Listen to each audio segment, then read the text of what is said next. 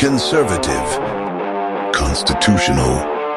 It's the Andrew Cooperrider Show, keeping you informed on what's going on right here in Kentucky.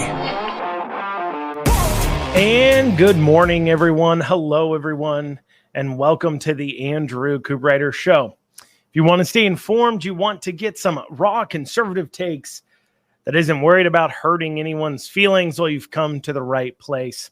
If you're looking for political talking points and people to just tell you whatever you want to hear, well, just go talk to your local politician. You can find plenty of that there because that's not what we do on this show. I try to give you the political news of the day from a constitutional and conservative viewpoint, free from any kind of party or political influence outside of just my conservative views. Remember, you can catch the show Monday through Friday at 9 a.m. on the radio, on WZXI, everywhere else at 1 p.m. Just visit theandrewshow.com.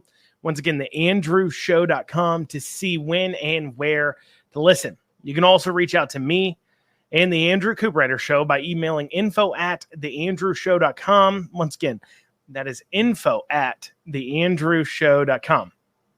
Over the past 2 days, I've really dug into the numbers and lined out some pretty clear arguments about what happened on Tuesday to paint a picture so people can understand and to combat a lot of thoughts and processes behind it. And one of the reasons I've lined out these clear arguments, and I felt it was important to do so, and it had been important to point out what the Cameron campaign had been doing wrong, like for the last several months, like I had been, was in order to combat the establishment hacks, who I knew inevitably, one, they of course would remain quiet during the campaign. They would never publicly or even necessarily privately speak out about what the campaign is doing wrong. They may behind closed doors amongst their friends quietly somewhere, but they often won't speak up to the people they're in power because, of course, in the establishment political system, Democrat or Republican, they prize shutting up and doing as you're told without ever voicing an opinion different than what the experts tell you to do. Above all else, they like it more than intelligence. They like it more than conviction. They like it more than the only thing they like more than that is if you can bring a lot of money on board. If you can do that, they'll like you a lot more too. So I felt a need to go ahead and clear out those arguments very early on. So that way you had a clear image and everyone could have a clear picture of what happened, because lo and behold, the establishment hacks have now gotten their chance to weigh in on the Cameron loss and why Cameron lost. And guess what? Surprise, surprise, it has nothing to do with them. It has nothing to do with their campaign strategy, candidate quality. It's got nothing to do with their all-powerful leader, McConnell. It's got nothing to do with bad leadership in the Republican Party at the national level, of course, not putting any resources, funds, or attention into this race, or bad leadership because of horrible ground coordination going on. For an example, in the Cameron campaign, I believe all their door knockers were volunteers coordinated by the Republican Party of Kentucky.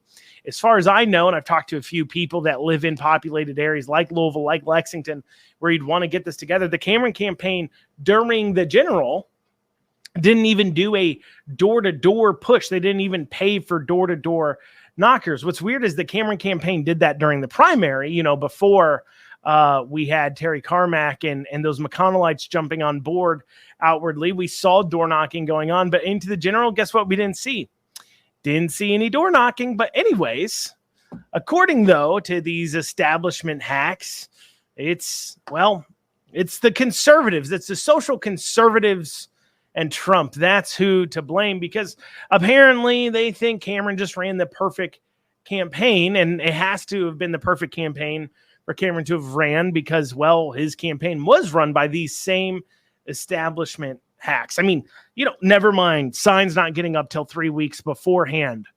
Never mind terrible ground coordination and doing no good door knocking campaign. Never mind lackluster, if any, get out the vote efforts in order to reach people who weren't already getting out and voting for you. Not to mention the flip-flopping on abortion, causing individuals to lose a strong push.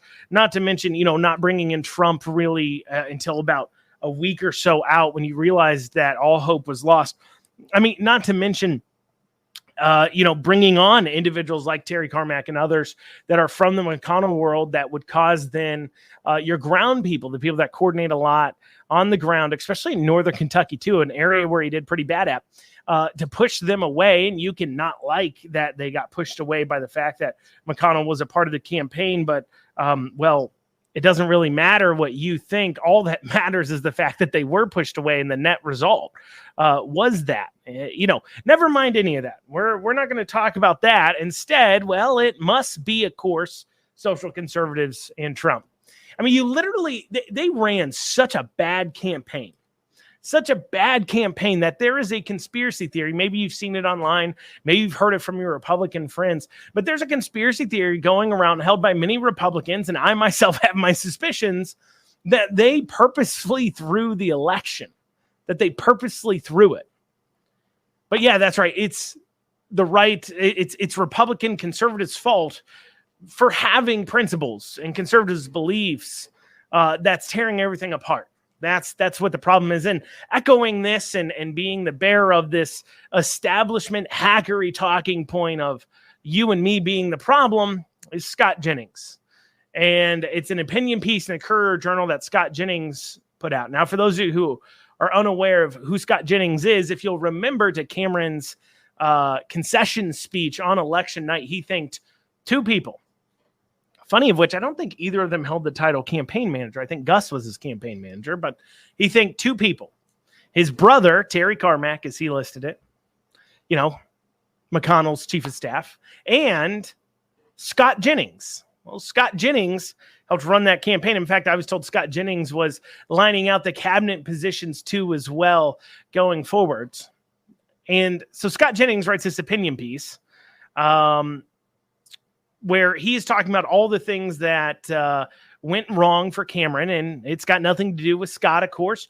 Scott is also a political consultant. He owns a PR company or candidate consulting company called Run Switch. He's also a CNN contributor. He's a senior CNN contributor. So he's pulled on to CNN all the time as a conservative viewpoint, conservative commentator. Now, let me explain why that means immediately you should discount anything Scott Jennings has to say. Because, well, if CNN is bringing you on as a conservative contributor, as a conservative talking point, well, that means that they have no reason to actually respect what you say. They don't actually think you fight back. They don't think you have a persuasive message. Both right and left media do this. In an attempt to appear bipartisan in some shows, they'll bring in people from the other side to comment. But the people that they bring in, it's their job to be a spineless hack that professionally only offers half arguments in order to combat the talking points of the other side. So in CNN's case, they're bringing in Scott Jennings to be as spineless as he possibly can be while still sounding like a conservative, to not really challenge the liberal talking points. Basically, he's there to play the part of a dumb conservative that half the time, if he's not falling before a liberal argument without much to say, he's over there trashing people with a Republican signature next to his name. I mean, Scott Jennings' continued appearance on CNN, part of the reason why they keep him going on there is because he just doesn't stop trashing Trump. I mean, he's not going to sit there outright and say Trump's awful, I hate him, he's horrible, he's an insurrectionist, but he on a regular basis sits there on CNN talking about how awful Trump is for everyone, how awful abortion is as a point for the Republicans. Republicans need to get away from it. Basically parrots the same talking points that Democrats want to say. Republicans lose because they're extreme on abortion. So here comes Scott Jennings into CNN to go ahead and parrot that. Republicans lose because of Trump. Well, here comes Scott Jennings in to parrot that. That's what CNN brings him in for. Despite the fact that the only time the Republicans have enjoyed success in hard races goes back to 2016 with Trump, and then in recent time, 2016 with Trump. Otherwise, they've done nothing but lose. Well, y'all, coming up, we're going to go over this Scott Jennings opinion piece in the Courier Journal and just how silly it is. We'll have that after this short break. You're listening to the Andrew Cooperrider Show, your source for Kentucky news and politics from a constitutional and conservative perspective. Now, before the break, I was talking about Scott Jennings, lackluster conservative, whose professional job is to go ahead and take it from the liberals on CNN. And it's talking about his opinion piece he wrote in the Courier Journal. So it really doesn't come as much shock to anybody that this guy, Scott Jennings, former special assistant to Bush, probably a part of the WMD lie. But anyways, it comes as no shock that this opinion piece from the Courier Journal wrote by Jennings over why Cameron lost. Campaign strategy wouldn't be spoken about or blamed in and of itself. He wouldn't do that because, of course, it was him and Terry running campaign strategy, and that would mean he'd have to admit that he has no idea what he's doing anymore, something he can't do because, of course, he makes a living off of, he does win a lot of races that, the way they run those races is you got to have enough money, and he doesn't win hard races. He was running O.J. Alika's campaign against me as state treasurer. Alika had 3 times the amount of money I did. I beat Alika by 11 points. Alika came in third. I came in second. Alika didn't even win a county. Meanwhile, I was out here winning counties with no consultant and a third of the money because, of course, Scott Jennings can't win hard races. What he can do is dump a whole lot of money into a campaign. That's the only way he knows how to win because he doesn't know how to deliver a message that is inspiring and pushes the people up out of their seats. That's why, of course, in this article, on top of blaming social conservatives and Trump, he, of course, also blamed the fact that, Cameron didn't have as much money as Beshear, which he didn't. Cameron had maybe 5, 6, 7 million total. To Beshear probably had about maybe 15 million, 20 million to spend on the campaign, which it sounds like a big difference, but all that money means in a campaign is it gives you the ability to put out more messages. If you put out less messages, but they're higher quality and you're able to get them out there, then in that case, you don't need as much money and you can pull it off. But when you don't know what a high quality message is, because you yourself are not an on the ground social conservative, you're just somebody who exists with an R next to their name. You need a lot of money because you have to get out all these different messages because you have no clue what will work or what won't. You don't have a gut when it comes to it. Your gut has long since left you because you've long since actually left the general belief system of those who vote Republican.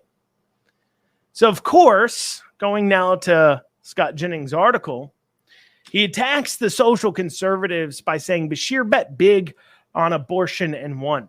Quoting from the article here, Beshear and the Democrats poured millions into crucifying Cameron for defending the state's abortion law that lacked exceptions for rape and incest. Not only does this serve as a powerful motivator for Democratic turnout, but also soured moderate suburban voters that Cameron was hoping to recover for the Republican Party. Beshear put an anvil on Cameron's head when he launched the abortion attack around Labor Day, and Cameron was never able to remove it. Now, does Scott go on to say perhaps he and other Republicans need to learn how to go on the offensive for the abortion issue? Nope. A supposed campaign and messaging expert doesn't have a single talking point about how to message better on abortion. Why? Because he doesn't want to message better on abortion. He wants to drop it. That's what you're hearing now from these non-social conservative establishment hacks. Let's just abandon the abortion issue. Why? Because they never actually believed in it. It was always an issue that they used to try to convince you to continue to vote for horrible politicians. Back in, I think it's 2019, Matt Jones, host of KSR, he was considering a Senate race. And in considering that Senate race, he traveled around the state. And while he was traveling around the state, he wrote a book called Mitch Please.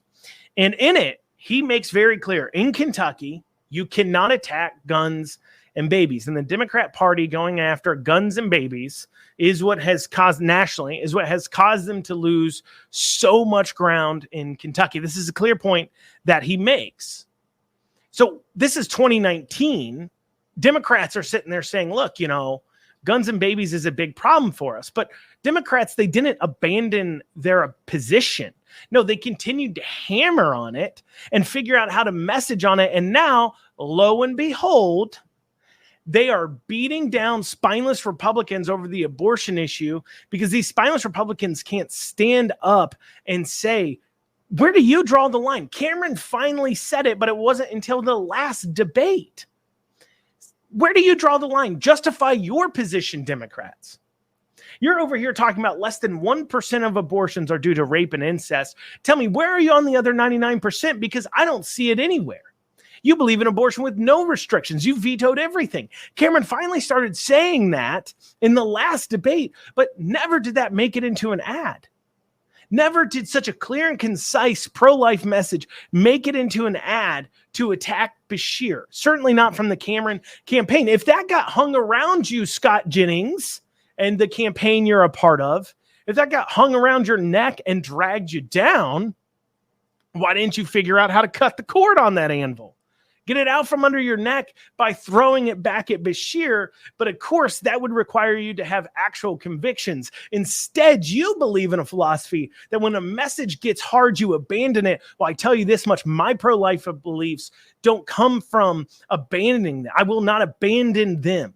I refuse to support people or be in a party or in a country where we celebrate the death and destruction of babies. And if you don't believe in murdering babies, you can't win elections.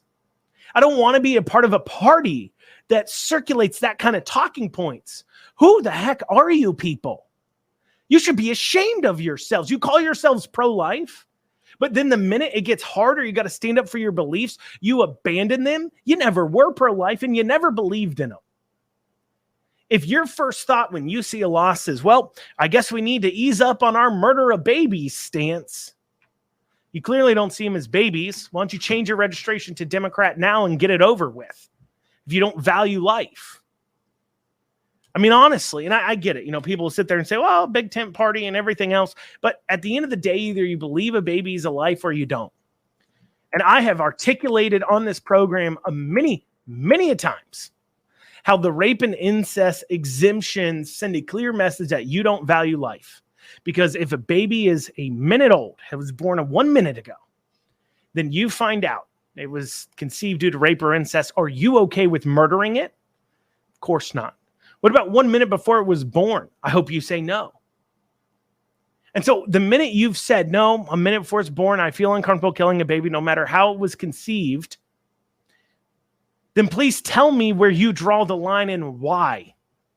And tell me how that drawing of the line there values human life.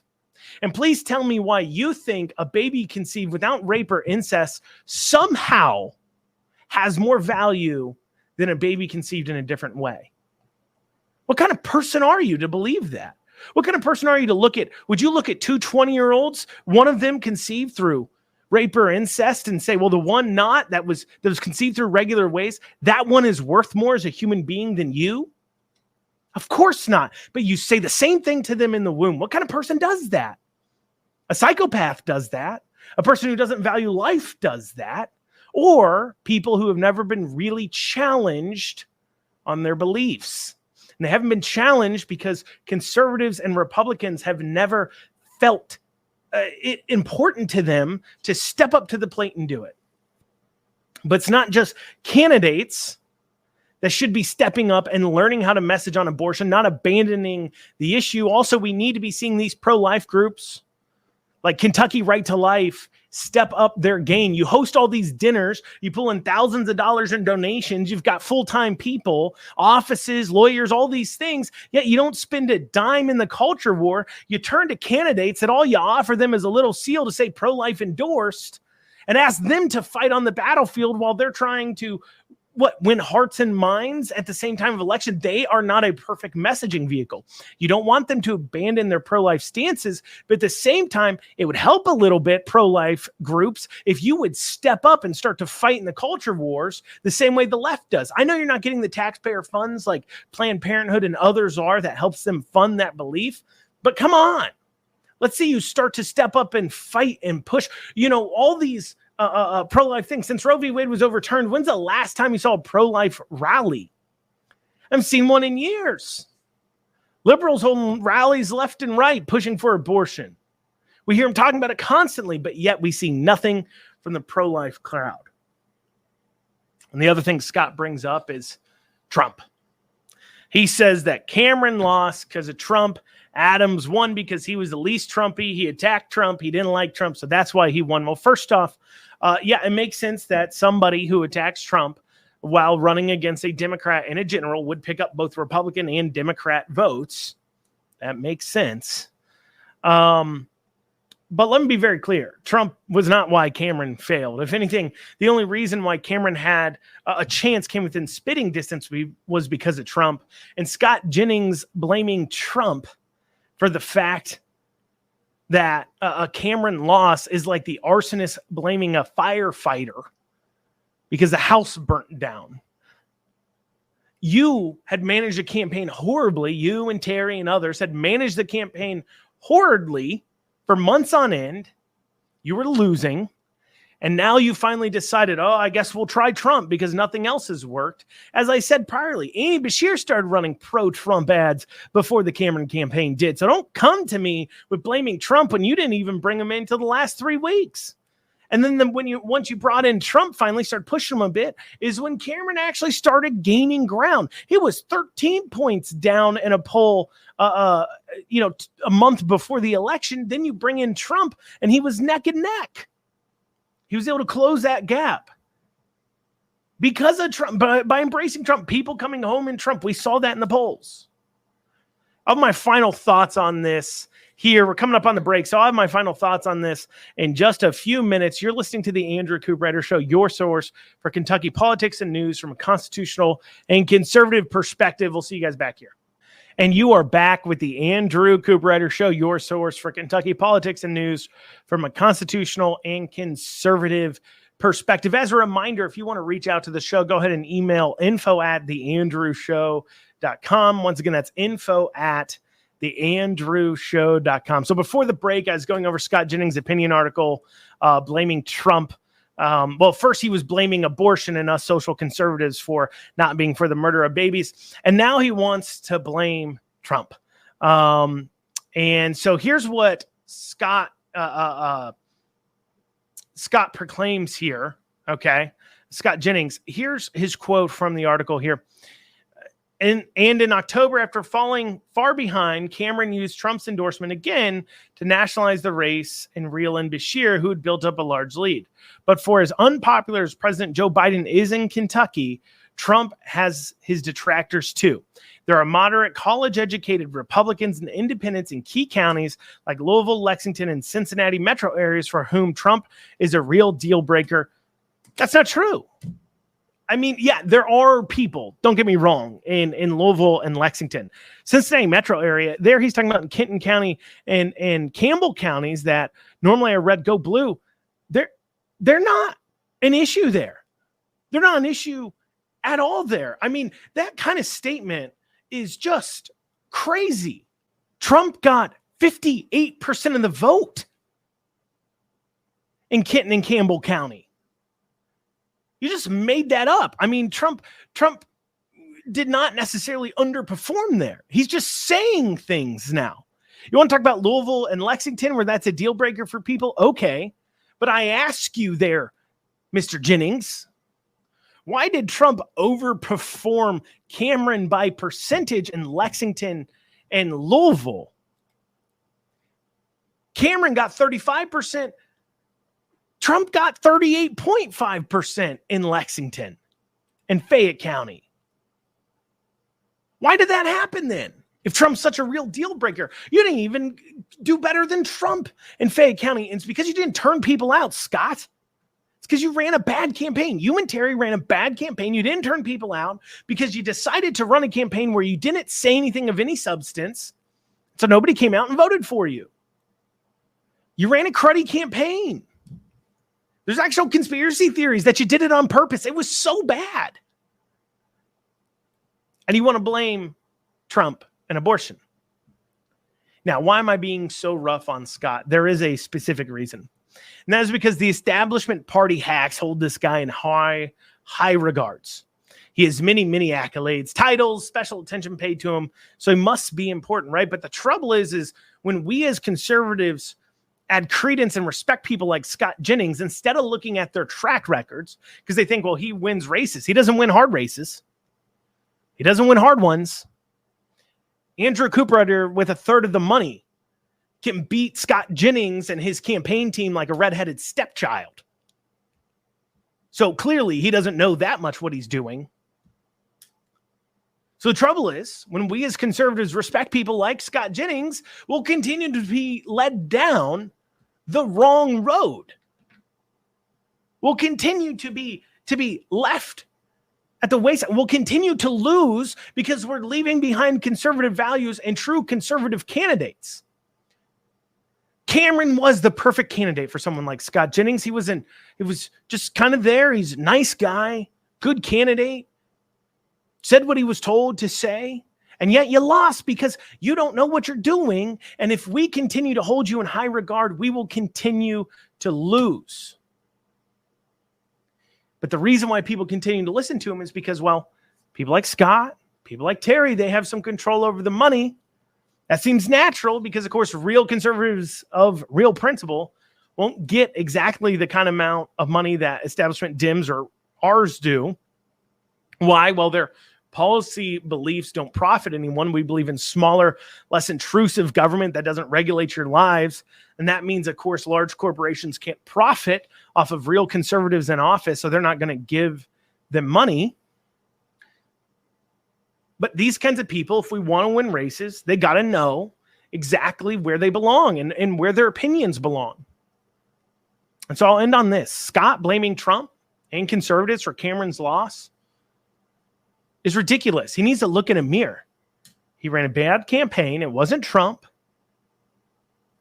And honestly, what do we expect? I mean, when you're the kind of conservative that Don Lemon lets come on and argue for conservative beliefs on CNN, you're not the kind of person we should be listening to about what conservatives should do. Do you think Don Lemon is actually going to have on somebody with the key to winning for Republicans on his station and continue to give him a platform so then suddenly Republicans start to win? Of course not. They're going to have on the person that says exactly what they need him to say to make sure Republicans continue to be controlled opposition. Don Lemon isn't interested in putting on a conservative who can actually win hard races.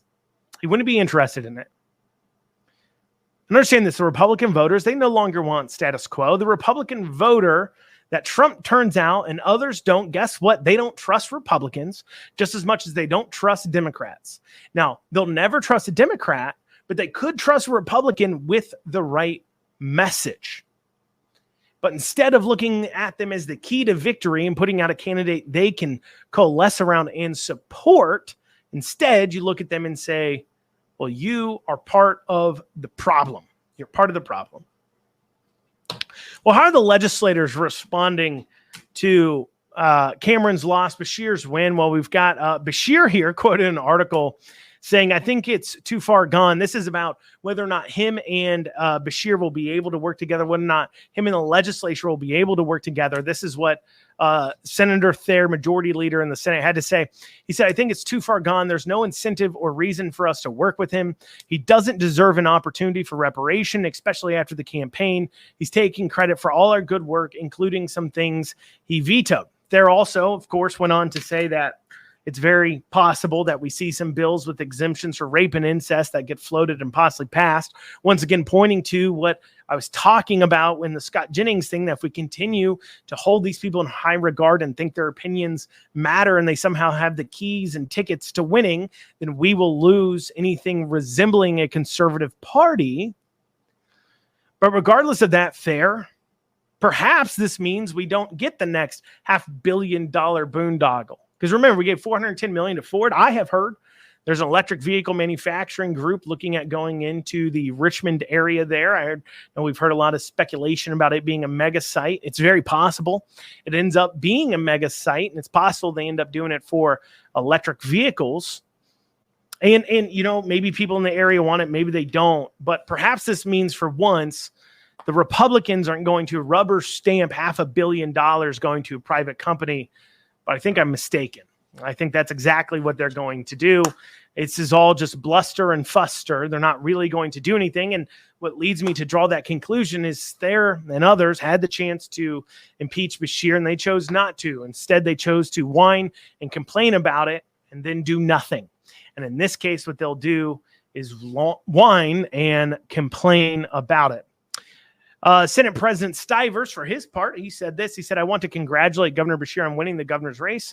While we are disappointed in the outcome of the gubernatorial election, nothing substantial will change as it relates to the efforts of the Kentucky General Assembly. I'm hopeful that in his second term, though, the governor will choose to work collaboratively with his co-equal branch of government. I'll return to that in a second.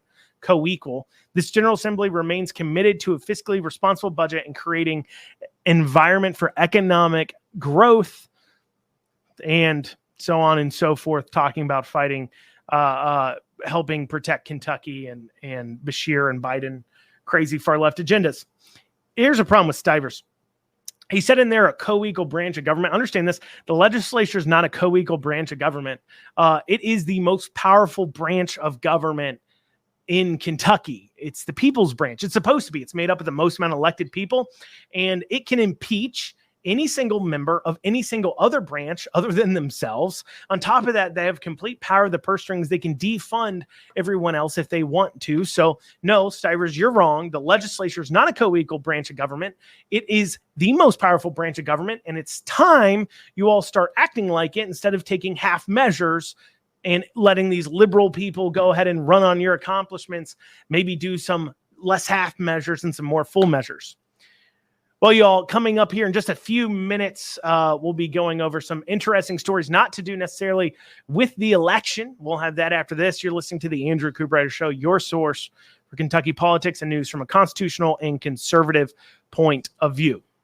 And you are back with the Andrew Cooperrider Show, your source for Kentucky politics and news from a constitutional and conservative perspective. Thank you all so much for joining us for this final segment here. As always, if you want to reach out to the show, you can reach out at info@theandrewshow.com. Once again, info@theandrewshow.com. Now, I've spent enough this week talking about the elections. I figured I'd end out the week by talking about two other things, non-election necessarily, governors, constitutional officers related things. First, I saw a contract coming out of our state government to do 4,500 telephone health screenings to study behavioral health risks. So they're doing these over the phone surveys. This is to a company called ICF Macro Inc. out of Virginia, and the state is paying them $1.3 million, actually $1,325-ish million, $1.3 million to do 4,500 telephone screenings. To give you guys an idea, that's about $300 a telephone screening. Now, let me tell you, in the world of politics, we do surveys and screenings all the time. And if we were doing 1,000 live answer telephone surveys, what that should run you is about 10,000-ish, 11,000-ish bucks. So in the world of politics, doing 4,500 live answer surveys would run you about $50,000. Even if we multiplied that amount by 10 times, that would only be $550,000. They are doing phone surveys at almost 10 times the cost of normal phone surveys. I don't know how long the survey is. I don't know what they're asking. What I do know is this is over the phone. Even if they have to pay the person to do the survey, pay them. The survey can't be longer than an hour. You pay the person doing the survey $100. The person taking the survey costs you $50 an hour. That's $150. Where's the other half at? That's if you're paying somebody to take this health survey. I don't know how long they are either. This is preposterous and ridiculous. And remember when I talked about during the Cameron campaign, these are the kinds of things that a Cameron governor should be able to zero in on and could have dealt with. But he never conceptualized this. Spending $1.3 million on telephone surveys, over the phone telephone surveys for 4,500 people. Preposterous, ridiculous amount of spending, but instead of bringing that together and making that a campaign point, we didn't hear that. But I just want to tell you guys about that. It upsetted me when I was reading through some of the contracts and I saw that contract absolutely out of control. Over $1.3 million for 4,500 telephone screenings. Absolutely ridiculous. There's another story I want to talk about coming out of Louisville. A bar in Louisville, Clifton area is looking like it's going to be put out of business possibly because the community took a vote to ban alcohol sales. So here's what happened. So an area called the Clifton area, it's a small little kind of area, and it had only had a bar in it, and then it had a Dollar General in it that sold beer. So there's this one bar in it called Virtue Bar and Lounge, which was a hookah bar and alcohol bar. And the community apparently took a big issue with this bar, and due to trash and violence and noise, disturbance, parking, all things destroying, in their opinion, their quiet community. And so they said, hey, we don't want this here anymore. ABC ain't dealing with it. Police ain't dealing with it. So we're going to go ahead. We're going to take a vote.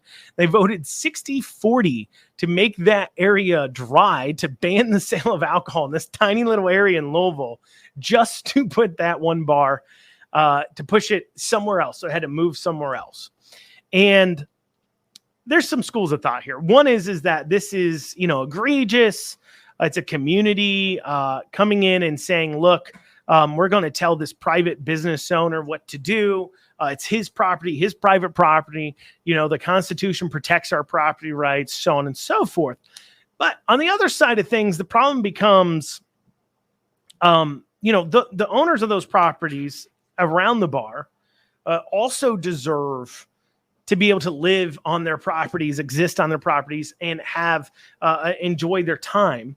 And they're unable to do that if there's continued issues coming from a bar / lounge / things. And I looked at some videos and some goings-ons at this bar that they took issue with. This isn't like a Cheers bar. It wasn't like a dive bar. This was a nightlife bar. Like they had DJs all the time, people on the floor late at night. This was like a loud and rowdy bar. And so the question becomes, this is a battle of what do property rights come in? You can do what you want on your property, but what happens when it becomes particularly intrusive on the others? And what becomes an issue when you have, no parking? So people in the community can't even get into their homes without worrying about it. You got trash in their yards. You got all these things. These are damages being called by the business. I guess if you weren't going to use the power of government to do a wet, dry thing, and if I was a homeowner there, I guess I would band together and sue the bar for damages caused to our property, documenting that the damages they're creating, because it is hard to claim because they have their property rights. But when you start affecting other people's property, you get issues, regardless of where you fall on it. And I can see arguments on either side about whether it was right or not to do this. I can tell you for a fact that this dealt with the nuisance being caused by the business, the trash, the parking, the noise, the crime, the violence, right? The burning out, doing burnouts and stuff as you pull out, that's what it was being caused by, not by what the business owner said. And I'm quoting here, the business owner said that they were targeted by the community because they are a predominantly minority-owned, minority-supported business. There's nothing they can tell me differently because it's evident due to the amount of things that have happened at predominantly white establishments and how there hasn't been this consequence. So, of course, the owner of the bar says that they are not being put out of business because he couldn't control his patrons. They're not being put out of business because they didn't properly have enough parking and everything else. They couldn't. They were affecting their neighborhood. He's not even arguing property rights. He's saying he's being put out of business or pushed out of that area because of racism. It's been racism that's pushed him out. These people are nothing but a bunch of now dog dirty racists. As if these people in the community were being woken up in the night by people peeling out. They were unable to get into their driveways or leaves because people are blocking it. They're cleaning up trash. And they're like, well, let me see. Oh, I got up. I heard screeching. Run to the window. You look out and say, oh, what are those white kids at 3 a.m. doing burnouts up and down our street? Are those white kids bumping their music in the middle of the night as they leave the bar? Is that a white kid throwing their trash in my front yard? Well, that will make it all okay as long as it's a white kid. If they're not white, I'm going to take big issue with it. But, if if they're white, though, and they're making it completely unlivable for me in this community, I'll put up with it. As if that's what the people of the community actually thought. That's not what they thought. I guarantee you. They don't care white or black or yellow, brown. They don't care. As long as you're causing a disturbance to their ability to live in that quiet neighborhood, they're going to complain about it. They don't care. And he says, well, white establishments didn't have this kind of backlash. First off, you're literally the only bar in that area. So you have no idea how that community would respond to a white business owner. And second, where are you at? If you're downtown, if you're amongst all these other bars, you're having these peel outs, you're having everything else, that's to be expected. But this bar, it just moved into the area, I believe, within the last year. You came to their neighborhood, and now you brought a unruly crowd with you that is causing this disturbance to the rest of the neighborhood and issues. And now you're yelling at them because they're racist and they don't want you there. Well, they don't want you there. Nothing to do with your skin color, but to do with the behavior of your patrons. And if you want patrons to behave that way, take it downtown. But it's not just him saying it. Councilman of the area, Councilman Arthur, there on the Louisville Metro Council, he also says it was clearly due to racism. He says, do I still feel like there are racial undertones? Absolutely. It's the United States of America. There's always going to be racial undertones. Arthur, it had nothing to do with racial undertones. I don't know any of the people who live in that neighborhood. I can tell you right now, race had nothing to do with it. It had everything to do with the fact that they couldn't live their lives at night. They were having all kinds of noise, everything else.